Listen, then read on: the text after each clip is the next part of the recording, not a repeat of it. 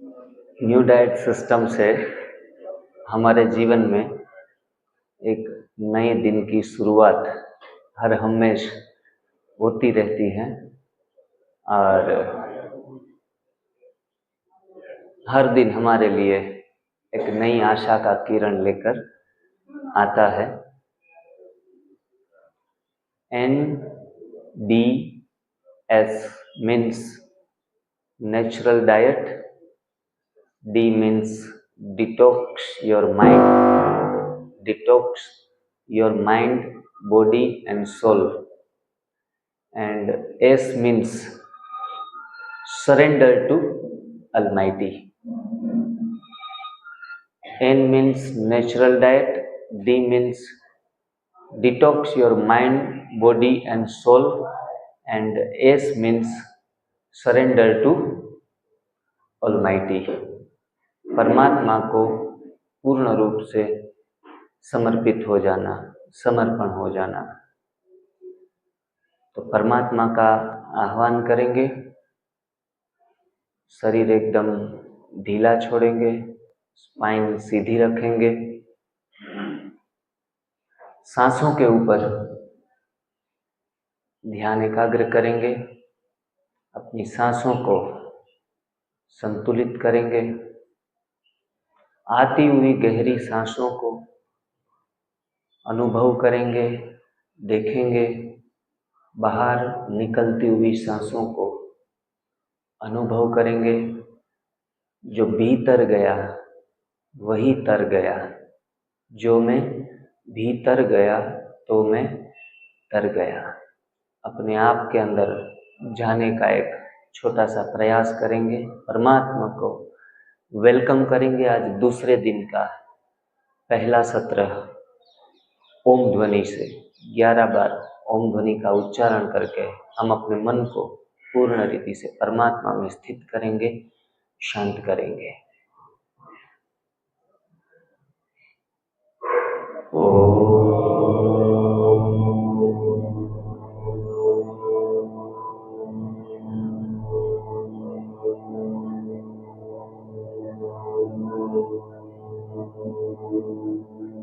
सभी को पता है हमारी दिनचर्या कैसे होती है।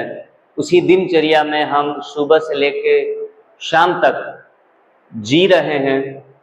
थोड़ा रिवाइज कर ले, बहुत सिंपल है।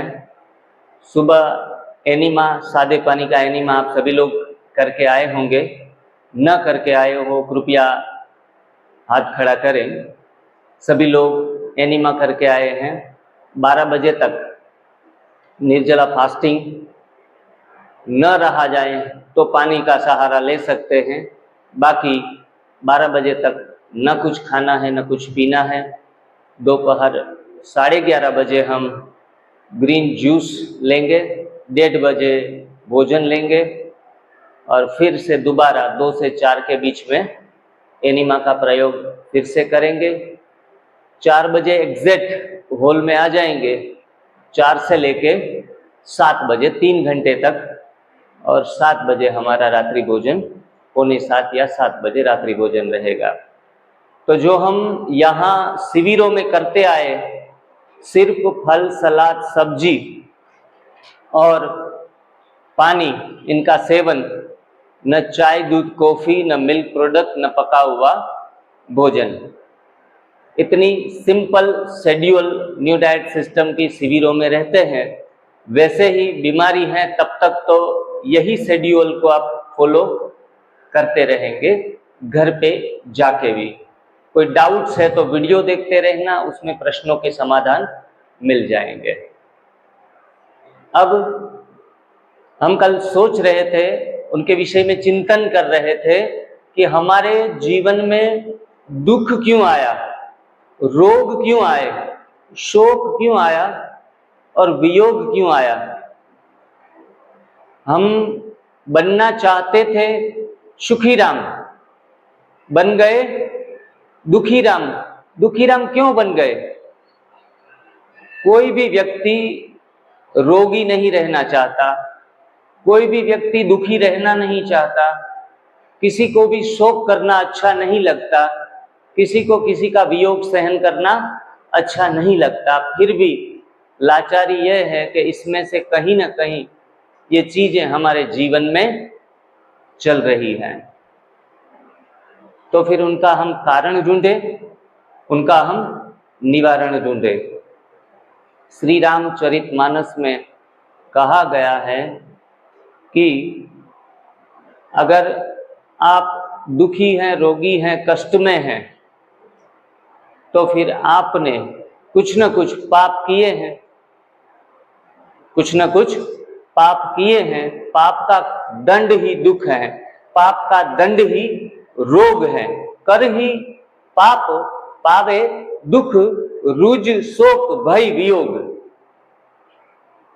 संस्कृत में इनका अर्थ होता है पाप करो और रोग शोक और भय से पीड़ित हो जाओ। अगर पाप ही नहीं तो रुज शोक भय वियोग जीवन में स्थान ही, एक हल्का सा सिर दर्द भी हो रहा है तो हम पापी हैं। भले किसी को दुख न पहुंचाया हो, किसी चोरी नहीं की हो, डाका नहीं डाला हो, किसी को गलत शब्द नहीं बोले हो, हिंसा नहीं की हो, किसी को मारा नहीं हो, फिर भी आप पापी हैं। क्यों? रामचरितमानस में कहते हैं कि हम शरीर के साथ जाने या अनजाने में पाप करते आए हैं, कर ही पाप पावे दुख, वरना हम रोग आता ही नहीं। तो हमें इतना हमारे अंदर जागृति लानी पड़ेगी कि अब हम पाप करना बंद करेंगे।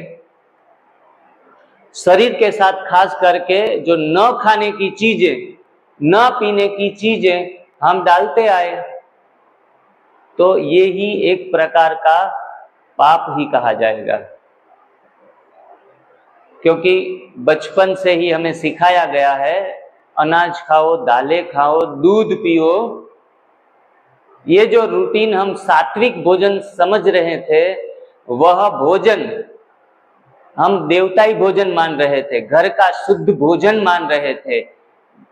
शुद्ध घी, गाय का, घर की गाय का शुद्ध घी जो अमृत समझ रहे थे, उनका दूध हम माता समझकर ग्रहण कर रहे थे।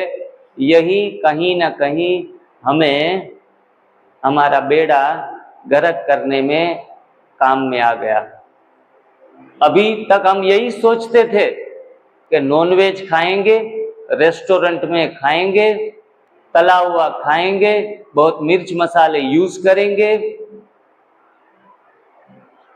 नियत मात्रा से बाहर खाएंगे, तब जाके बीमार होंगे।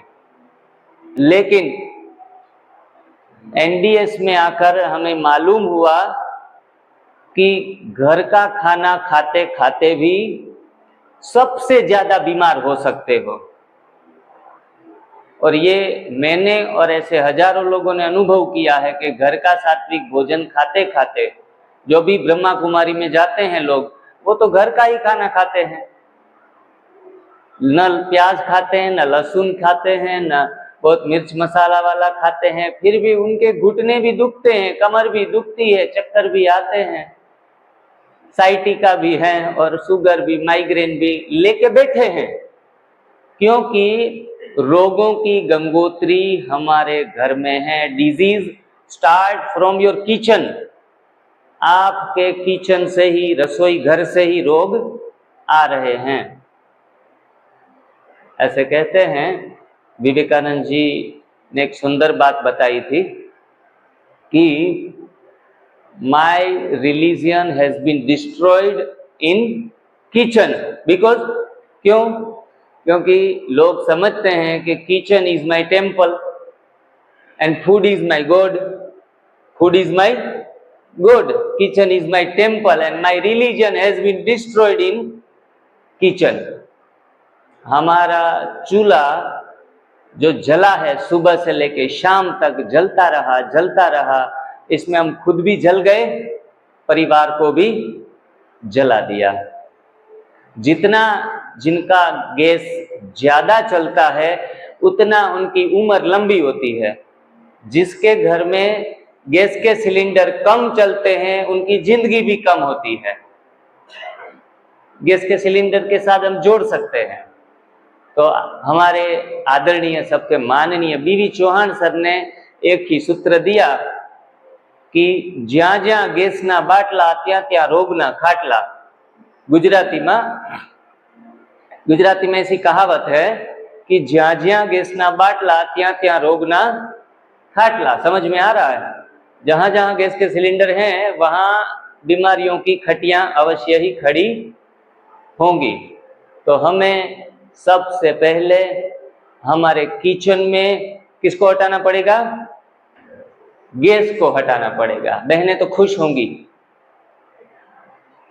क्योंकि मैं अक्सर कहता रहता हूं कि जब शादी करके 4 फेरे घूम के आती है तब उनको स्वप्न में आता है कि मैं महारानी बनकर राज करूंगी, और घर में आके चूल्हे को देख के एहसास होता है कि अरे यार, हम तो नौकरानी बनने गए थे महारानी।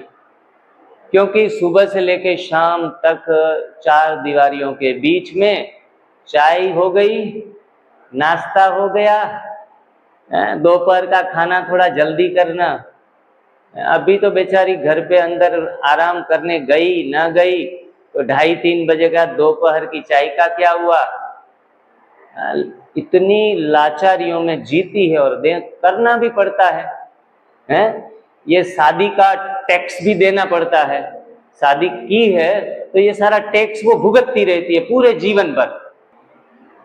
तो भाई लोगों ने भी अपनी एक राइट समझ लिया, बर्थ राइट समझ लिया कि पत्नी है तो झुकना पड़ेगा, पत्नी है तो मानना पड़ेगा, पत्नी है तो इनको टाइम के ऊपर चाय दूध कॉफी खुद को तो देना पड़ेगा, लेकिन मेरे मेहमानों को भी आपको संभालना पड़ेगा। मेरे माँ बाप, मेरे सगे वाले, आपके सगे वाले जो भी आए उसके ऊपर कड़ी नजर रखनी है कि उन्होंने खाया है कि नहीं खाया है, वो भूखे ना चले जाएं, प्यासे ना चले जाएं। एनडीएस को कहा जाता है कि सर्व सुखों को प्राप्त कराने वाली साधना है। तप सेवा सुमिरन की साधना सर्व सुखों को प्राप्त कराने वाली साधना है। त्याग तपस्या सेवा की साधना सर्व सुखों को प्राप्त कराने वाली साधना है। सर्व धर्मों का सार भी एक ही निकल कर आता है कि बस अपने जीवन में भोजन का संयम रखो, अपने जीवन में उपवास को महत्व दो और अपने जीवन में सेवा को सबसे अधिक महत्व दो। तप और सुमिरन से भी ज्यादा 1-2 मार्क्स और ज्यादा लाने के लिए सेवा को अपने जीवन में स्थान दे दो। फिर देखो, दुख शब्द ही हमारे आसपास नहीं रहेगा।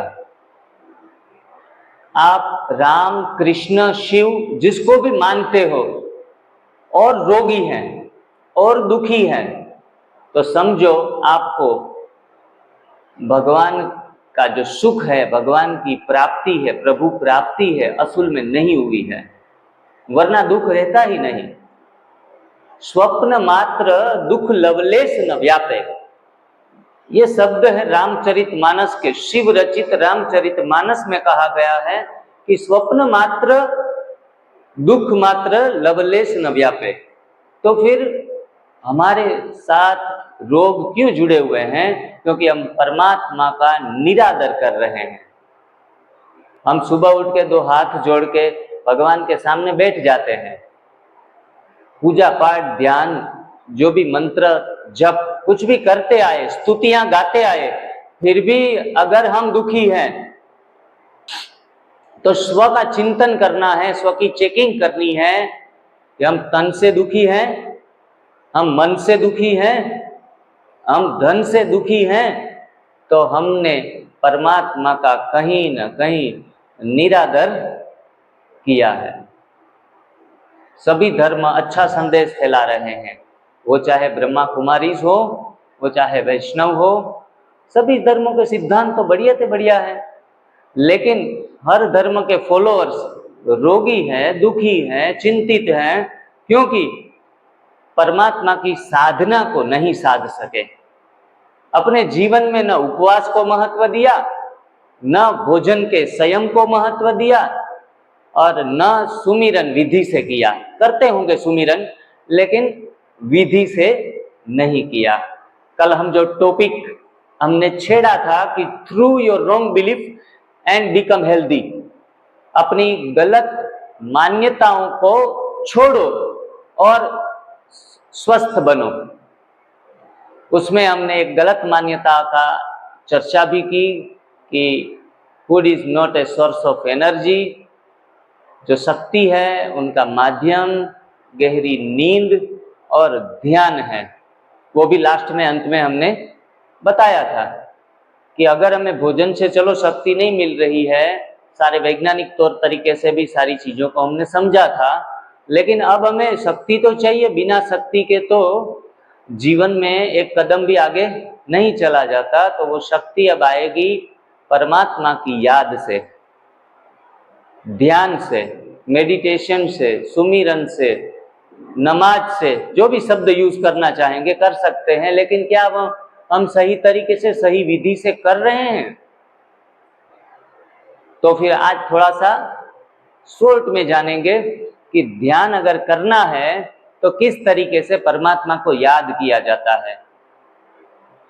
परमात्मा को एक याद करने की भी एक विधि तो होगी। सिर्फ राम राम माला जपते रहेंगे तो राम राम राम राम जल्दी जल्दी बोलेंगे तो क्या हो जाएगा? क्या हो जाएगा? मरा मरा मरा, ये मरा, ये मरा, अभी मरा। हाँ, क्योंकि राम राम बोलते आए तो भी मरते आए। शिव शिव बोलते आए पर कल्याण हुआ नहीं, क्योंकि योग्य विधि हमने जानी नहीं कि परमात्मा को किस विधि से याद किया जाता है। तो हमारे अंदर शक्ति का जागरण होगा, जीवनी शक्ति जागृत होगी, अपने आप बीमारियों से लड़ लेगी, सारी बीमारियां खत्म कर देगी। तो सुमिरन करने से सुख पाए। सुमिर सुमिर सुमर सुमर सुख पाओ, ऐसे कुछ कहावत भी है। तो कैसे सिमरन करेंगे? सांसों सांस में हमारा सिमरन चलता रहेगा, लेकिन किसको याद करना है? वो धनुर्धारी राम को या चक्रधारी कृष्ण को या कोई देवी को? किसको याद करेंगे? किसको याद करेंगे?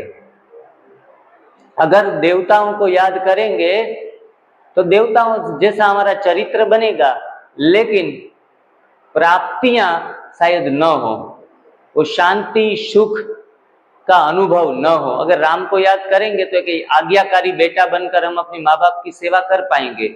लेकिन राम ने भी, आप सबको पता है कि जब लंका गए तो सबसे पहले किसकी पूजा की थी? शिव की। रामेश्वर मंदिर जहां बना हुआ है 12 ज्योतिर्लिंग का, वो राम की यादगार है, जिन्होंने शिव की याद में मंदिर बनाया था। कृष्ण ने गोपेश्वर करके मंदिर बनाया था। तो सभी देवी देवताओं ने वो निराकार परम तत्व को, ज्योति को याद करते आए हैं। तो अब हम जब भी याद करेंगे, बड़े प्यार से राम को भी याद करना है, कोई मना नहीं है। यहाँ कोई धर्मांतरण नहीं किया जाता कि राम को छोड़ो, कृष्ण को छोड़ो, कि माता जी और देवी देवताओं को छोड़ो। सबको बड़े प्यार से याद करना है। लेकिन जिन लोगों ने देवत्व प्राप्त किया, वो परम सत्ता अलमाइटी ऑथोरिटी जो सारे संसार का संचालन कर रही है, ऐसी निराकार निरंजन एक ओंकार शक्ति को अगर हम याद नहीं कर पाएंगे तो फिर हम वो प्राप्ति का कभी भी लुत्फ नहीं उठा पाएंगे, आनंद की अनुभूति नहीं कर पाएंगे, सुख से, शांति से और पूर्ण स्वास्थ्य के साथ नहीं जी पाएंगे। तो फिर इस निराकार सबका मालिक है, गॉड इज वन कहा जाता है, लेकिन 33 करोड़ देवी देवताओं में मूंझ गए कि याद किसको करना है। तो उस निराकार परम शक्ति जो पॉइंट ऑफ लाइट है, ज्योति बिंदु स्वरूप है, रूप में बिंदु और गुणों में सिंधु है, गुणों का सागर है, शक्तियों का सागर है, वो तत्व इतना सूक्ष्म से सूक्ष्म है कि जिनको हम इस स्थूल आंखों से देख भी नहीं सकते। ऐसे परम शक्ति, परम सत्ता को जब याद करना होता है तो उनके जैसा बनना पड़ेगा। कैसा बनना पड़ेगा? उनके जैसा, उनके समान बनना पड़ेगा। तो समान कैसे बना जाता है? समान समान में मित्रता होती है, समान समान में ऊर्जा का रूपांतरण होता है, समान समान में शक्तियों का आपले होती है, लेन देन होती है। अगर एनडीएस वालों के साथ एनडीएस वालों को बिठा दिया जाए तो सब मौज करेंगे, लेकिन खाने के शौकीन लोगों के बीच में अगर एक एनडीएस वाला जाएगा तो दूसरे लोग मुंह चढ़ाने लगेंगे, अरे ये कहाँ आ गया, घास फूस खाने वाले, कच्चा खाने वाले हैं। सोसाइटी में समझते ही नहीं ऐसे भी खाया जाता है, ऐसे थोड़ा छोड़ा जाता है, क्योंकि समान समान में दोस्ती होती है। विचारों में भेद है तो भी दोस्ती नहीं होती। हमें परमात्मा को याद करना है तो हमें खुद को भी वो बिंदी बनना पड़ेगा। वो बिंदी, ज्योति बिंदी हम खुद हैं, जिनको हम आत्मा कहते हैं, जिनको हम चेतना, ऊर्जा, आह्लादिनी शक्ति कहते हैं। वो दो भ्रुकुटी के मध्य में विराजमान है। कोई पुरुष के चोले में बैठी है तो कोई स्त्री के चोले में बैठी है, लेकिन असूल में क्या है? हम सभी मानते हैं, बड़े प्यार से स्वीकार करते हैं कि मैं तो शरीर तो हूं नहीं, मैं दो हाथ नहीं, नो पैर नहीं, मैं सिर नहीं, मैं एक शक्तिशाली परम पवित्र ज्योति बिंदु स्वरूप स्वस्थ आत्मा हूं, जो इस विराजमान इस तख्त के ऊपर बैठी हूं, चमकती मणि हूं।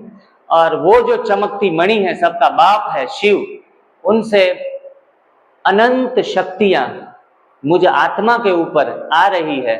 वो चाहे स्वास्थ्य मिलना है, शक्ति मिलनी है, आनंद की प्राप्ति करनी है, ज्ञान की प्राप्ति करनी है, या फिर प्रेम स्वरूप बनना है हमें, तो सब खजाने कहाँ से मिलेंगे?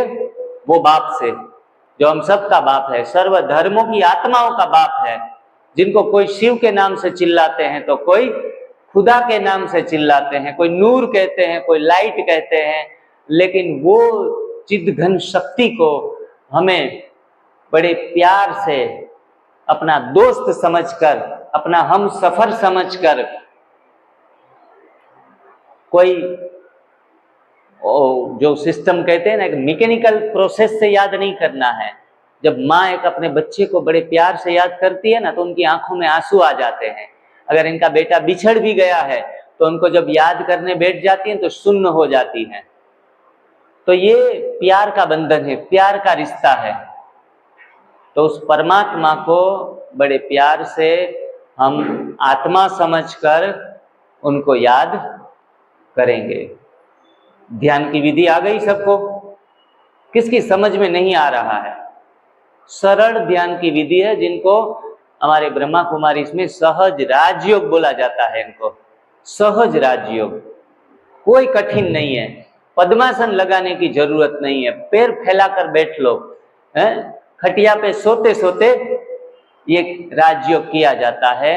राजयोग का राज जो जाने, राजा ही पद पाए, बन जाए राजाओं का राजा, शिव से मिलन मनाए।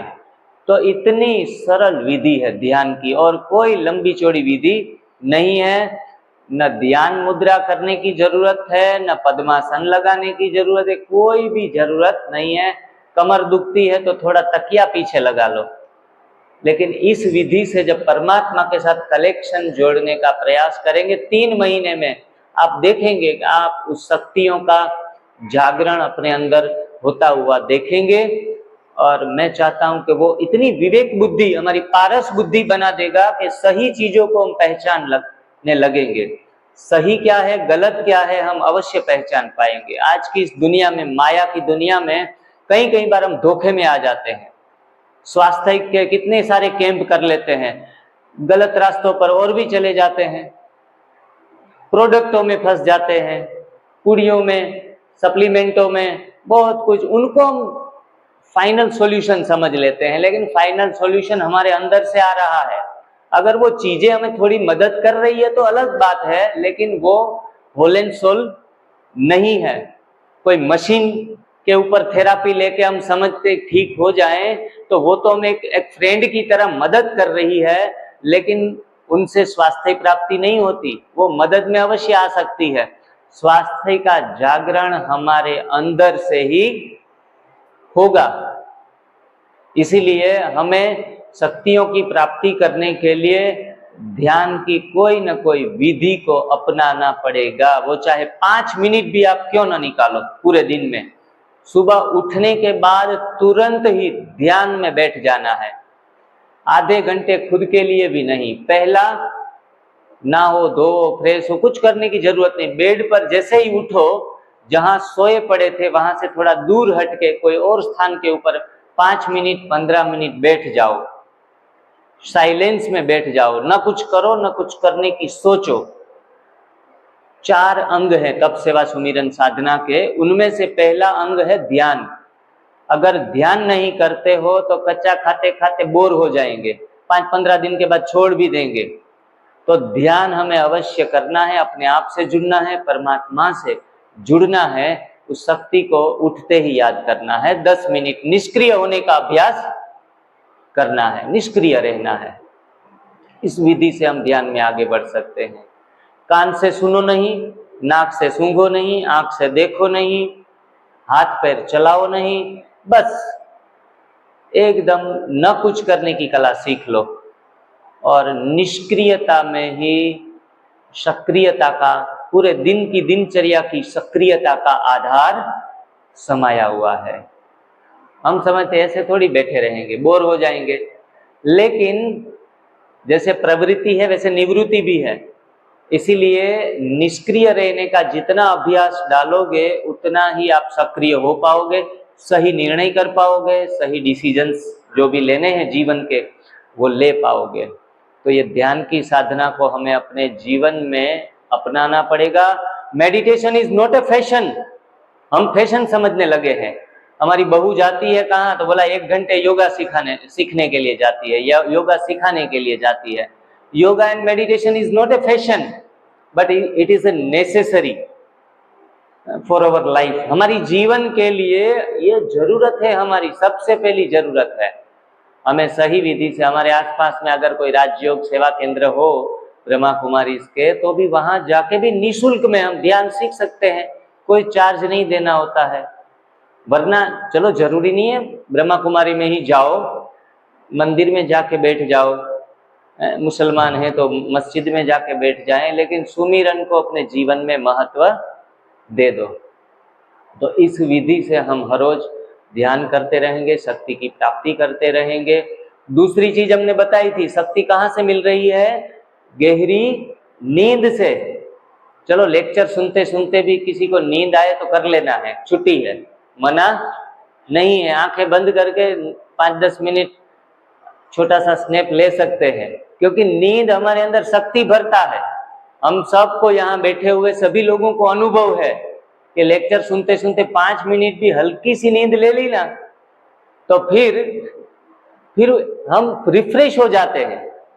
फिर आधा घंटा सुनने के लिए फिर से हम ऑथोराइज हो जाते हैं, क्योंकि नींद में शक्ति आत्मा के अंदर भर जाती है। इसीलिए नींद भगवान का सबसे बड़ा अमूल्य वरदान है। अगर कोई कहे कि मुझे नींद आती है, मैं तो कहूँगा कि आप भगवान के द्वारा सबसे ज्यादा सम्मानित आत्मा हो, कि जो नेचुरल नींद आपको आती है। बाकी मैंने कल एक रात को मैं एक वीडियो देख रहा था, उसमें एक सेलिब्रिटी हो गया है, हम सबको पता है, उनका नाम था माइकल जैक्सन। सभी ने नाम सुना होगा, एक अच्छा बड़ा फेमस पॉप स्टार हुआ। वो उनके लास्ट के 70 दिन 2-2.5 महीने कैसे बीते, उनकी स्टोरी थी। तो हर दिन उनके प्रोग्राम, काफी सारे 50 प्रोग्राम रख दिए थे, और उनको तकलीफ थी रात को नींद ना आना। इसीलिए वो डॉक्टर, उनके इतने करोड़ों डॉलर के मालिक थे, उन्होंने काफी एडवांस सभी लोगों से ले लिया था प्रोग्राम के। अगर वो प्रोग्राम न कर पाए तो उनको करोड़ों डॉलर का घाटा होने वाला था। इसलिए वो चिंतित था कि अगर मैं नींद नहीं कर पाऊंगा तो सुबह स्टेज के ऊपर परफॉर्म नहीं कर पाऊंगा।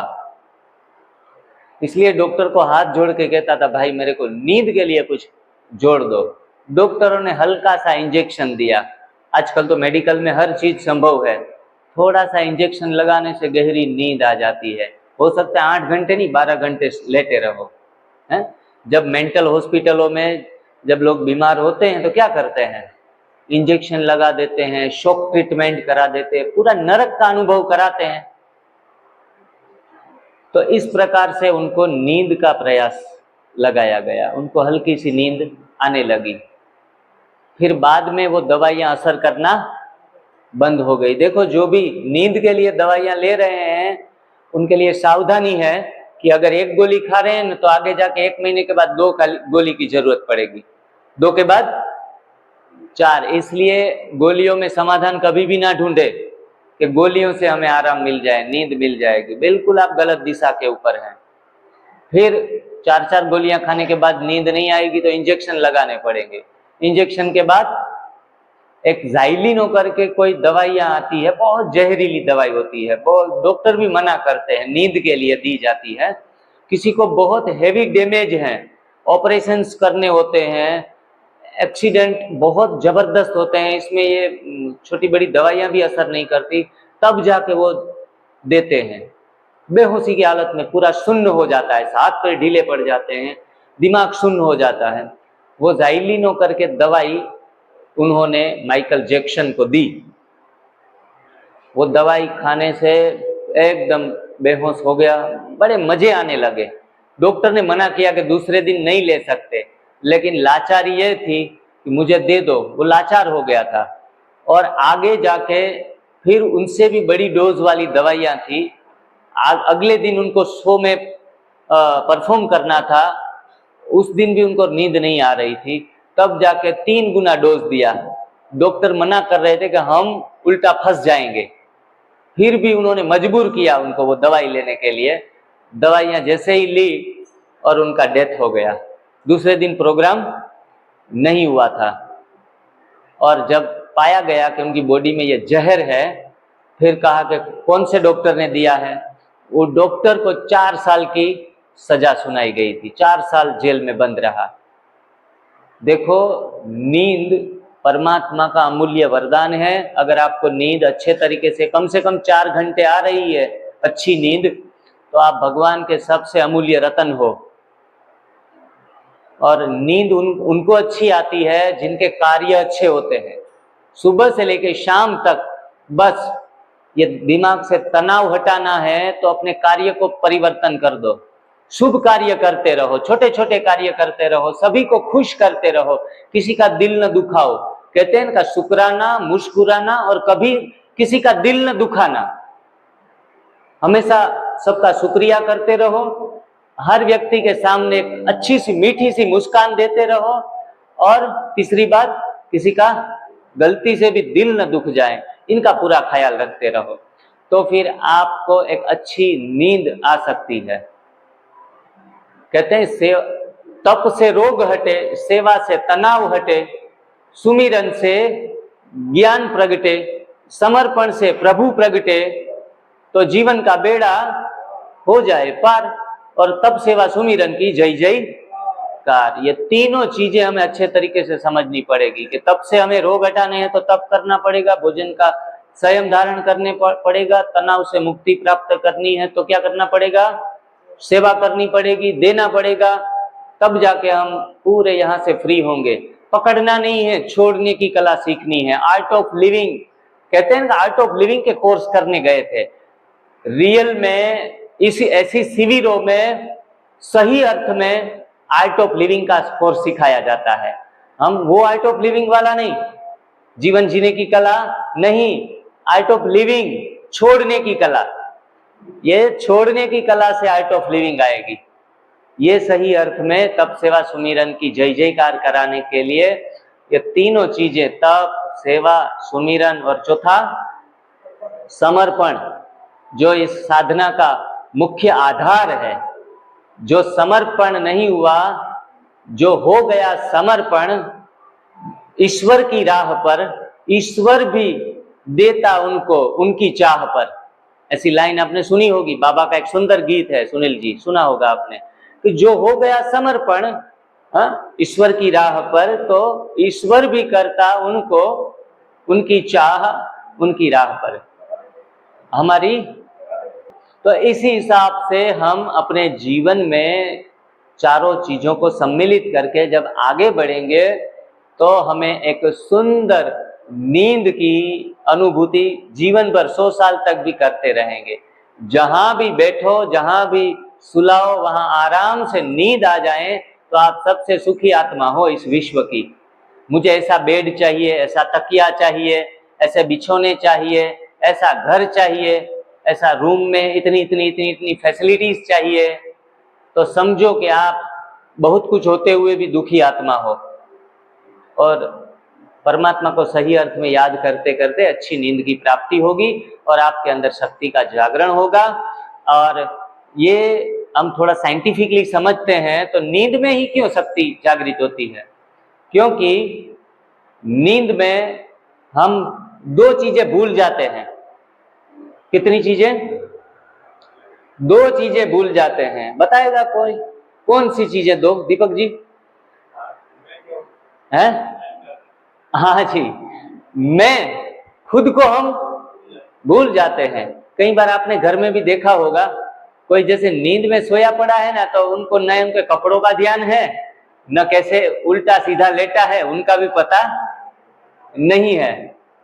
चद्दर ओढ़ी है नहीं ओढ़ी है, ऐसे पड़े, मुंह खुला रह गया है, क्योंकि मैंपन वहां समाप्त हो जाता है।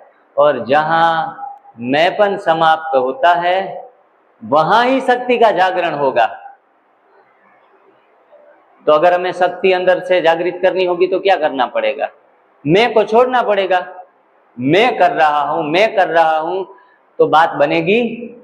अरे बहनें तो अगर इनको बोले शिविर में आ जाओ, नहीं नहीं मेरे बिना कहाँ घर में चलेगा। अरे आप मर जाओगी तो भी घर चलता रहेगा। हैं भाई जी, और दूसरी बीवी भी शायद ला सकते हैं। हमारे बिगड़ सारी दुनिया अच्छे तरीके से चल रही है। एक छोटा सा जोक सुना देता हूं कि एक पति और पत्नी बैठे थे, चर्चा कर रहे थे। पत्नी ने कहा कि बहुत बीमार थी, मरने वाली थी। बोला कि अगर मैं मर जाती तो क्या करोगे आप? बोला मैं तो पागल हो जाऊंगा भाई। आप मरो मत, है आपको जिंदा रहना पड़ेगा। पागल हो जाओगे? हाँ पागल हो जाऊंगा। बोला दूसरी शादी कर लोगे? बोला हाँ, पागल आदमी तो कुछ भी कर सकता है, क्योंकि पागल आदमी का कोई ठिकाना नहीं। इसीलिए परमात्मा भी हमें, परमात्मा ज्ञान में भी कहते हैं कि हमेशा मैं को छोड़ो। जिन्होंने मैं में छोड़ा है वो ऊपर चढ़ गया, वो भीतर चला गया। इसलिए जहां भी शब्द मैं आता है ना, वहां यूज करना है तो हम यूज करो, है उसके बदले परमात्मा शब्द का यूज करो। करण करावनहार वो है, मैं करने वाली एक आत्मा हूं। मैं का भाव मिटा देना है, तेरे का भाव जागृत कर देना है। इनसे हम परमात्मा के साथ हमारा कनेक्शन पावरफुल होगा। हम नौकरी करने जाते हैं, हम धंधा संभालते हैं, क्या शब्द यूज करना है? परमात्मा संभाल रहा है।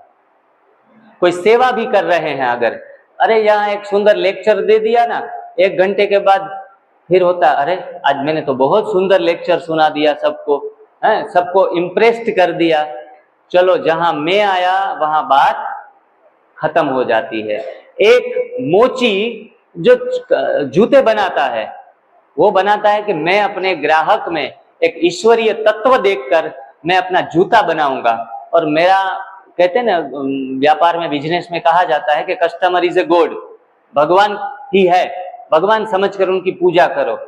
तो वो कहेगा कि मेरा भगवान ऐसा जूता पहने जिस जूते में उनको कोई भी तकलीफ न रहे, मेरा कस्टमर ऐसा चप्पल पहने जिसमें वो एकदम कंफर्ट रहे। तो ऐसे भगवान समझकर जब हम जूता भी बनाते हैं तो वो भी परमात्मा की सेवा हो गई और उनके 100 में से 100 मार्क्स हैं।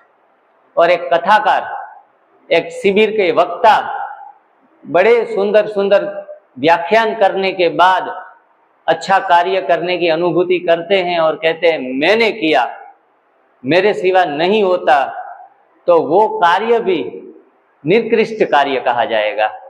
इसीलिए इस साधना में कोई भी क्रिया का महत्व नहीं है। क्रिया का महत्व बहुत समझने की बहुत सूक्ष्म बात है।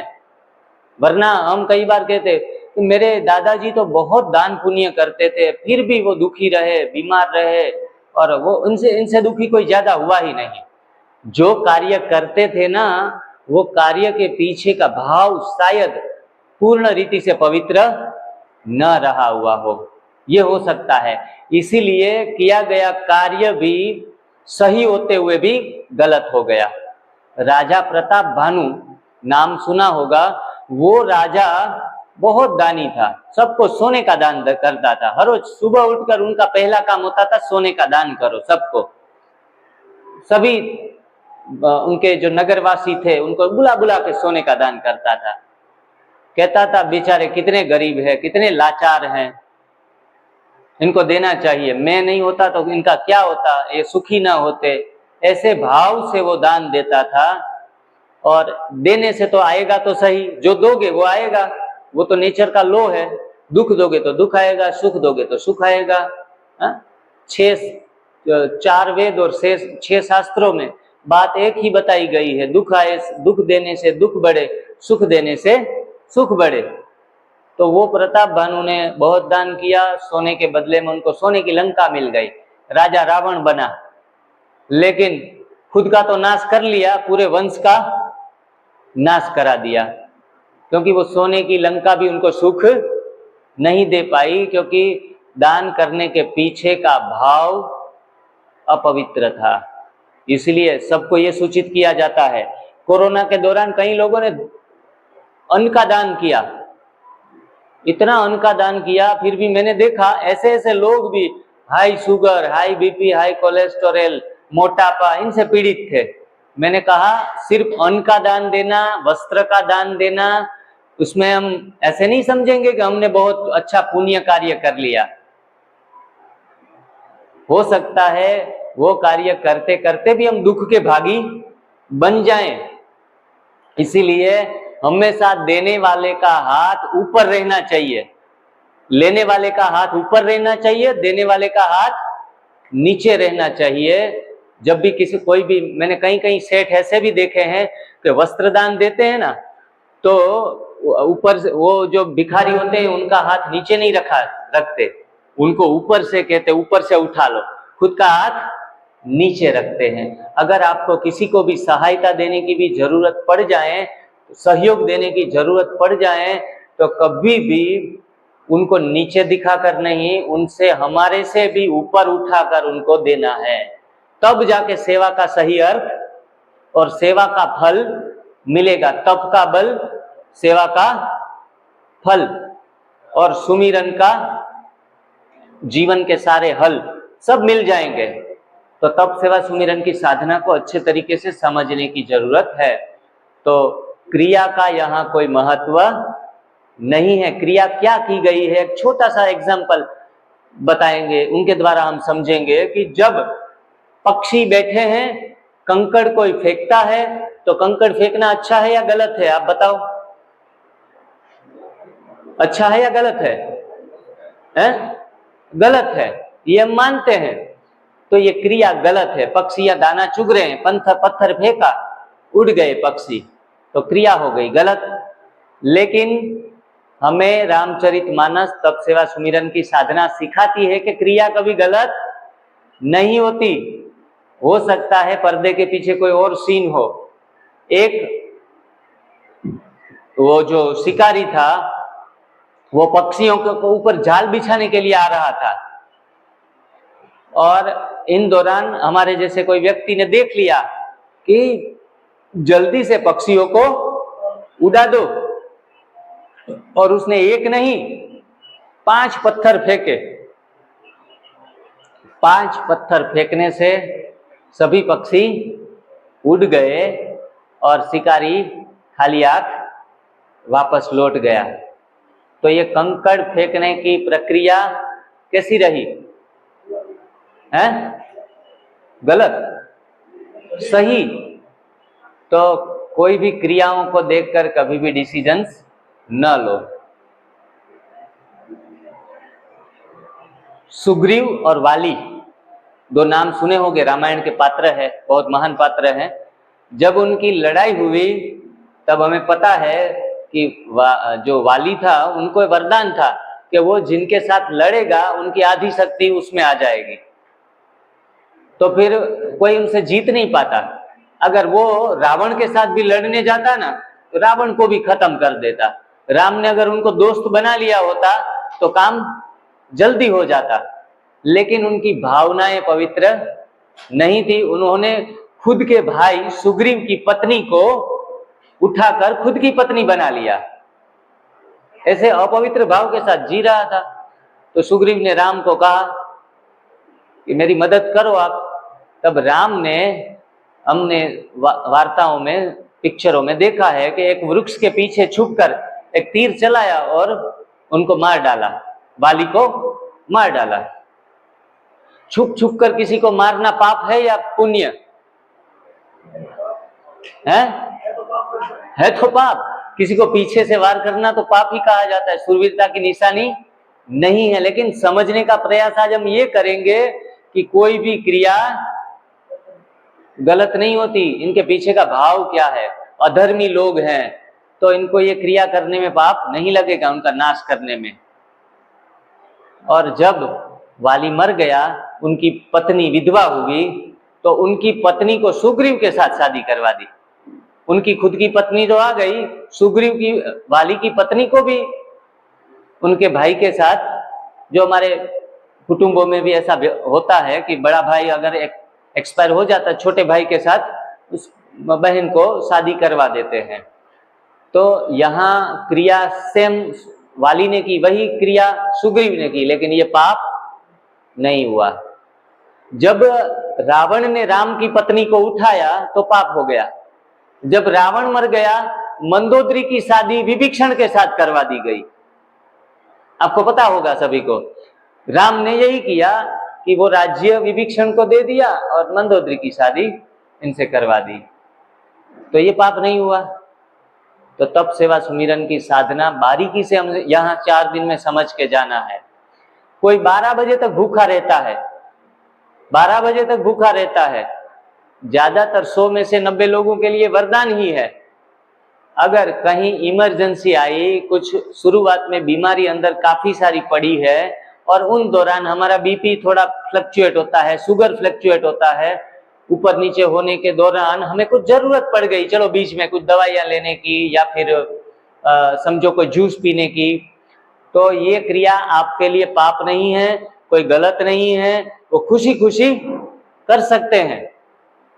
कोई रिजिड माइंड सेट से चलना नहीं है। आजकल मैंने काफी सारे पुराने साधकों को देखा है, वो हठ योगी बन जाते हैं। अरे यार 12 बजे तक तूने 11:30 पानी पी लिया, जैसे हमने पाप कर दिया। 11 बजे आपने ये जूस पी लिया, कोई पाप नहीं करते हैं। सभी चीजों को सही तरीके से समझना पड़ेगा हमें। बहुत दुबले पतले हो गए हैं। एनिमा संजीवनी सजीवन करे, और बाद में भी 3-3 पोट लेते रहेंगे तो संजीवनी आपको कमजोर बना देगी। है विवेक से काम करना है। कोई भी क्रिया हो सकता है बाद में वो गलत भी हो हमारे लिए, जब जरूरत ना हो तब हम क्यों करें। यहां से सुधार कर लो आप, 2-3 महीने संजीवनी क्रिया कर लो, और आगे के लिए जरूरत पड़ती है तो समय समय पर कभी कभी कर लो, है ना। यहां से सुधरो। ग्रीन जूस पीना सही बात है, खून बढ़ाता है, लेकिन जब वजन ही 33 किलो हो जाता है, अब ग्रीन जूस के 3-3 गिलास पीते रहेंगे और खजूर भी खाएंगे तो खजूर की ताकत नहीं है कि वो आपका वजन बढ़ा दे। हैं? अच्छा भोजन, गरिष्ठ भोजन भी लेंगे तो आपका वजन नहीं बढ़ेगा। ग्रीन जूस आपकी पेट की सफाई करता रहेगा। अच्छा माल है या बुरा है उनको पता नहीं है, वो सफाई करना जानता है। तो सफाई के इंस्ट्रूमेंट कुछ समय के बाद कम कर सकते हैं, बंद भी कर सकते हैं। ये समझना जरूरी है, बारीकी समझना इस साधना की। एनडीएस की ज्यादातर लोग थोड़ा थोड़ा ऊपर समझ के चले जाते हैं। एक बार एक किसान का बैल जो बहुत बीमार हुआ तो पूछने गया कि मेरा बैल बहुत बीमार हो गया, चलो पड़ोस में मैं जाता हूँ, वो भाई किशन भाई का बैल भी बीमार हो गया था, मैं उनसे पूछता हूँ भाई तेरा बैल बीमार हो गया था तो आपने क्या किया। कुछ नहीं, बस घर में वो घासलेट पड़ा था केरोसिन, उनको एक बोतल पिला दी। अच्छा, वो दौड़ के गया और पिला दी अपने बैल को भी। 2 बोतल पिला दी और 1 घंटे के बाद वो तड़प कर मर गया। अरे यार मेरा बैल तो मर गया। वो किशन भाई के पास गया, भाई कि मेरा बैल तो मर गया, क्योंकि मेरा भी कौन सा जिंदा है।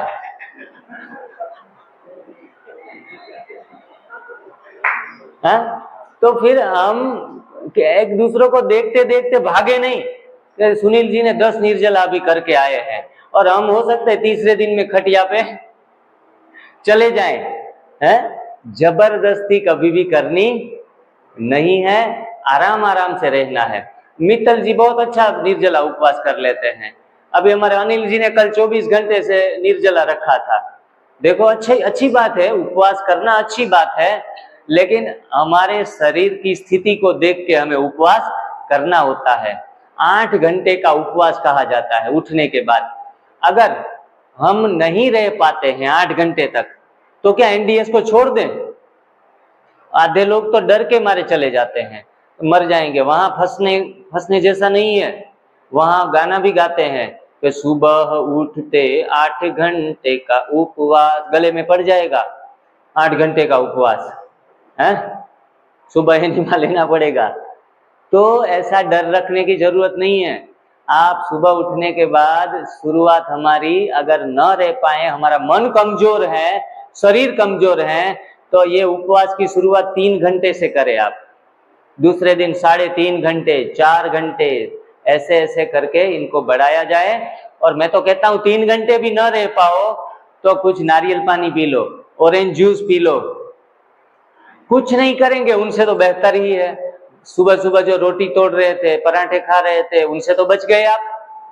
कितनी गलत चीजों से आप बच रहे हैं, वो भी फायदा ही है, कोई घाटे का सौदा नहीं है।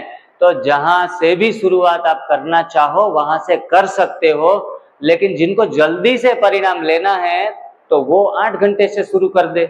मैं तो कहूंगा 10 घंटे से शुरू कर दे, 8 घंटे क्यों, 10 घंटे निर्जला उपवास कर ले, लेकिन एनीमा करने के बाद ये उपवास करें। तो ये तप सेवा सुमिरन की साधना को सही अर्थ में हमारे गलत मान्यताओं को हटाना है, और सही अब मान्यताएं हैं हमारे जीवन में समझ में आई।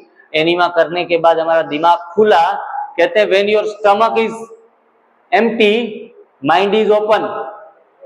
जब आंतें साफ होती है तो दिमाग खुल जाता है, और जब आंतें भर जाती है तो उल्टा दिमाग बंद हो जाता है। किसी का दिमाग शुरुआत में हम देखते हैं पहले दिन में दिमाग नहीं चलता, दूसरे दिन थोड़ा थोड़ा चलने लगता है, तीसरे दिन और ज्यादा चलता है, और लास्ट में जाते समय तो माइक छीनना पड़ता है। अपना अनुभव सुनाते रहते हैं। कोई कहे अरे बस करो 2 मिनट ही लो, नहीं नहीं, वो अंदर से आत्मा जाग गई होती है, तो फिर समय की भी पाबंदी लगानी पड़ती है, क्योंकि आपकी आंतें आप शिविर से साफ करके जाते हो, तब जाके दिमाग खुलता है। साइंस ये कहता है, कोई शास्त्रों में नहीं लिखा है, साइंस ने कहा है कि stomach is empty mind is open. तो हमें हमेशा हमारा दिमाग हमेशा खुला रखना है, तो आंतों को साफ करना पड़ेगा। पहले आंतों को साफ करने के लिए चूर्ण त्रिफला खाते थे, लेक्सेटिव लेते थे, कोई बाजार में कोई पेट सफा तो रोग दफा कर देते थे, वो भावनगर सेठ वाला कायम चूर्ण खाते थे। खाते खाते वो चूर्ण ही इतना चिपक गया कि उनको निकालने के लिए कोई रास्ता नहीं मिल रहा था। तो एनीमा जो मेरी माँ है, सबकी माँ है, वो ये सारी चीजों का सफाया कर देती है। लेकिन सबसे लाचारी की यह बात है, कितना भी आप लेसन पढ़ाते जाओ, तप सेवा सुमिरन के कितने भी लेक्चर, फिलोसॉफी, इनकी हिस्ट्री ज्योग्राफी सुन लो, लेकिन फिर भूल जाते हैं 2 दिन के बाद। हैं? वो हिस्ट्री और ज्योग्राफी भी कितनी बेवफा, हिस्ट्री और ज्योग्राफी कितनी बेवफा, रात को रटी और सुबह को दफा।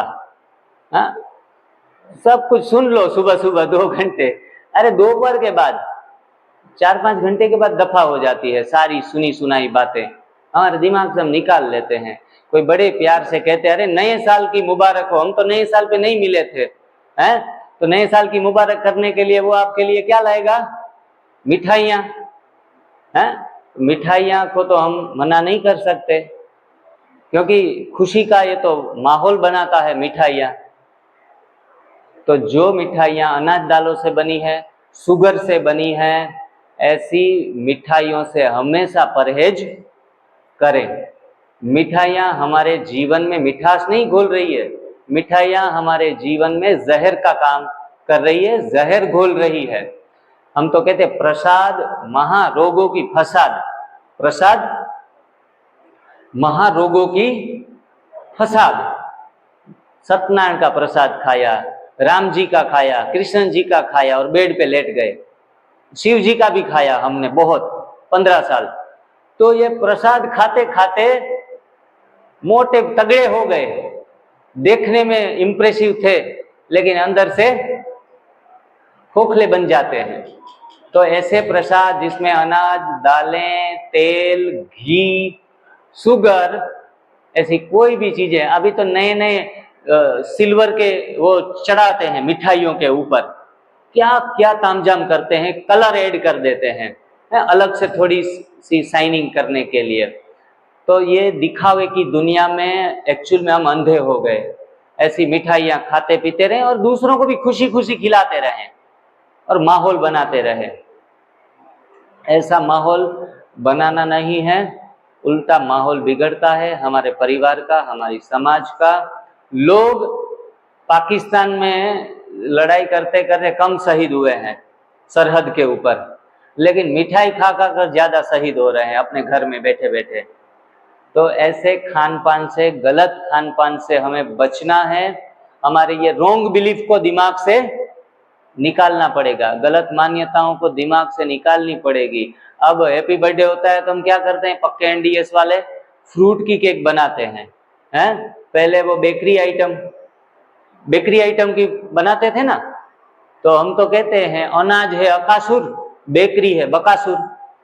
वो दशहरा के दिन में हम अकासुर बकासुर को माँ दुर्गा मारती है।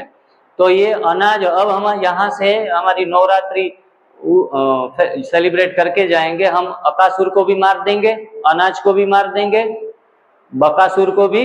बकासुर मतलब क्या बोला मैंने अभी, बेकरी प्रोडक्ट, और महिषासुर माना मिल्क प्रोडक्ट, मिल्क प्रोडक्ट को भी यहाँ से मार के जाएंगे। संकल्पबद्ध होके जाएंगे कि हम अनाज छोड़ देंगे, हम बेकरी की आइटमें नहीं खाएंगे और हम दूध और दूध से बनी चीजें कोई भी नहीं लेंगे। तब ये तीनों राक्षस जब हटेंगे तो स्वास्थ्य रूपी फिर जागृति अपने आप होने लगेगी।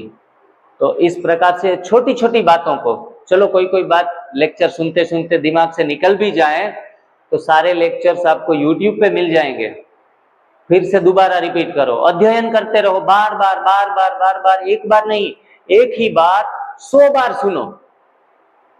जो पुराने साधक है ना, कितनी शिविरें करते रहते हैं, उनके लिए कोई नई बात नहीं होती। ये बात तो सुनी है इनसे पहले, एक बार और सुनी है। अरे मैं तो कहता हूं एक ही अच्छी बात 1000 भी बार क्यों ना सुनी जाए। चौहान सर जी के लेक्चर मैंने कई वीडियो, एक वीडियो मुझे पता नहीं कितनी बार देख लिए। सुबह उठते ही वो वीडियो मैं चढ़ा देता था, और एक जैसे हमने सुना उनके मुख से कि अनाज पक्षियों का भोजन है, तो एक साइंस स्टूडेंट होने के नाते मुझे ये बात बेवकूफ़ी भरी लगी थी, लेकिन वही बात 50 बार 500 बार सुनी और अनाज छोड़ा तो 10-12 बीमारियां चली गई। तो मुझे लगा कि यार दिमाग लगाने की जरूरत नहीं थी। कहते हैं ना, जो जिसके अंदर गुरु तत्व होते हैं ना, उनकी बात ही मान लेनी चाहिए। एक है जानना और एक है मानना।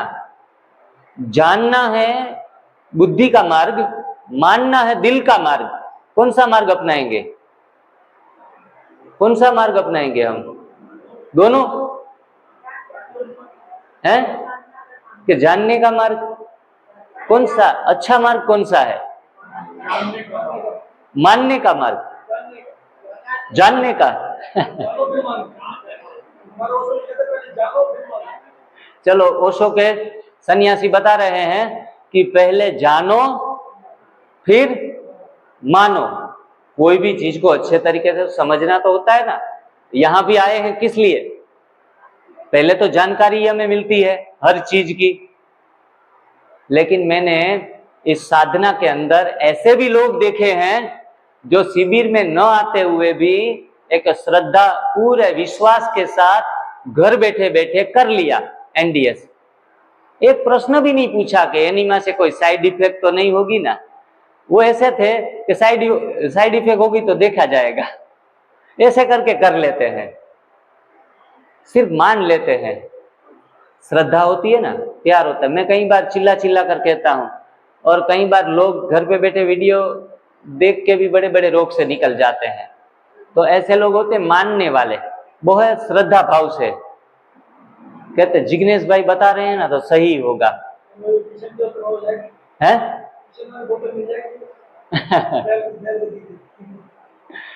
तो सुनील जी चार्टर अकाउंट है, इतने पढ़े लिखे इंसान है, वो थोड़ी गलत बता सकते हैं कि भाई एनिमा लेना गलत, सही बात है, गलत बात है। वो तो जो होगा वो फैक्ट बताएंगे। ग्रीन जूस पीना अच्छी बात है, अगर अच्छा होगा ना तो ही वो अच्छा बताएंगे, बाकी ये झूठे को कभी सच्चा बताने वालों में से नहीं है। ऐसे एक पर्सन, हर एक पर्सन की अपनी अपनी एक वैल्यू सोसाइटी में होती है, तो उनको उनके बताए गए बातों के ऊपर लोग सीधा विश्वास कर लेते हैं और कर लेते हैं, बाद में आराम से फायदा लेके लेक्चर सुनने बैठते हैं। तो ये हो गया मानने का मार्ग। दोनों मार्ग महत्वपूर्ण है, दोनों मार्ग इक्वल मार्क्स हैं, दोनों के इक्वल मार्क्स हैं। मानना माना विश्वास करना, जानना माना श्रद्धा का मार्ग। दो मार्ग, श्रद्धा और विश्वास। श्रद्धा माना आंखें बंद करके नहीं, श्रद्धा है बुद्धि का मार्ग, जो सत्य को धारण करने की शक्ति का नाम श्रद्धा कहेंगे। सत्य को धारण करने की शक्ति का नाम क्या कहेंगे? श्रद्धा कहेंगे। तो दिमाग इसमें यूज होता है। तो दोनों मार्ग गलत नहीं है, दोनों में से आप कोई भी मार्ग के ऊपर चल सकते हो। इंस्टेंट रिजल्ट चाहिए तो मानने का मार्ग अपनाओ। एक बाप था, अपने दो बेटे थे उनके, एक को कहा ताजमहल बहुत सुंदर है, एक बेटा का मैं मानने वाला नहीं, वो आगरा गया, देखा वाकई खूबसूरत है, और एक बेटा, छोटा बेटा कहे वाह मैं अवश्य जाऊंगा उधर देखने के लिए, इतना सुंदर जगह तो देखनी पड़ेगी, लेकिन सुंदर ही होगा, वो देखने के लिए, चेक करने के लिए नहीं गया, छुट्टियों में कभी जा लेंगे।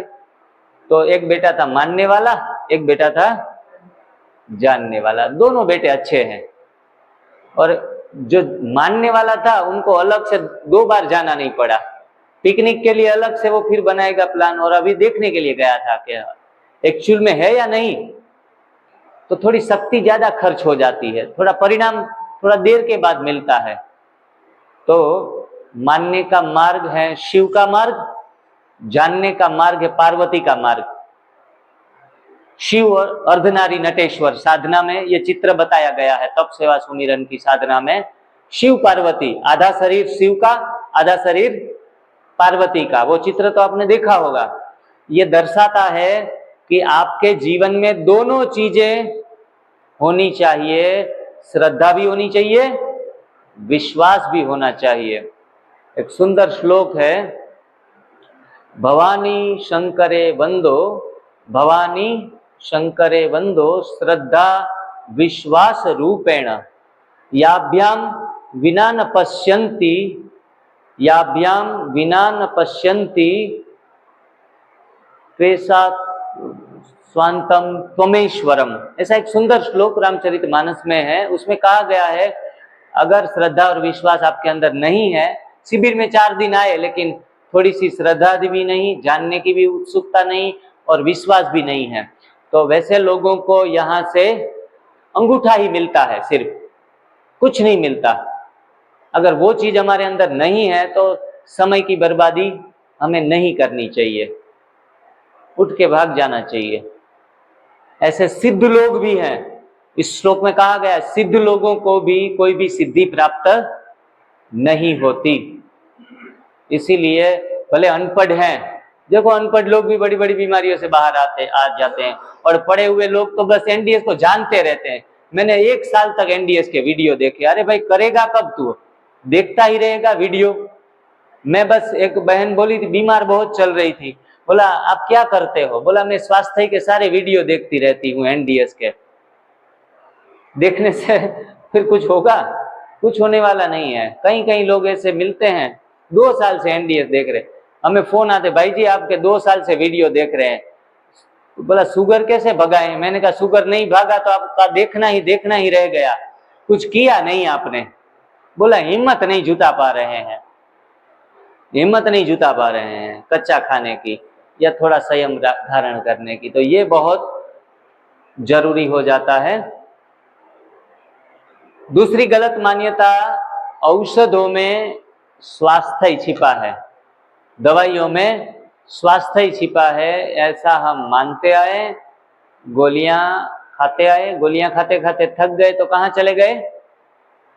आयुर्वेद डॉक्टर के पास, वहां से काढ़े लेकर आ गए। कोरोना में हमने देखा था बड़े मजे से काढ़े पी रहे थे लोग, और मैंने ये भी सुना था काढ़े पीते पीते आंतों में वो हो गए थे, अल्सर हो गए थे, हैं? तो कोई भी औषध, वो चाहे आयुर्वेदिक हो, वो चाहे एलोपैथी हो, वो चाहे होम्योपैथी हो, कोई भी पथी अच्छा पथ नहीं दिखाती, स्वास्थ्य का पथ नहीं दिखाती। टेम्पररी कभी इमरजेंसी में यूज कर लिया तो ठीक है, लेकिन औषधों में स्वास्थ्य प्राप्ति नहीं है। एक सुंदर बुक लिखी गई है, चिकित्सा विज्ञान की भ्रांतियां। चिकित्सा विज्ञान की भ्रांतियां, हैदराबाद के एक chief medical officer JD Sen, जिन्होंने उसमें 2 बातें लिखी है, कैलोरी सिद्धांत एक भ्रम और औषधों में स्वास्थ्य छिपा हुआ है, वो दोनों बातें गलत हैं। इसीलिए कहते हैं कि दवा में कोई खुशी नहीं और खुशी जैसी कोई दवा नहीं है।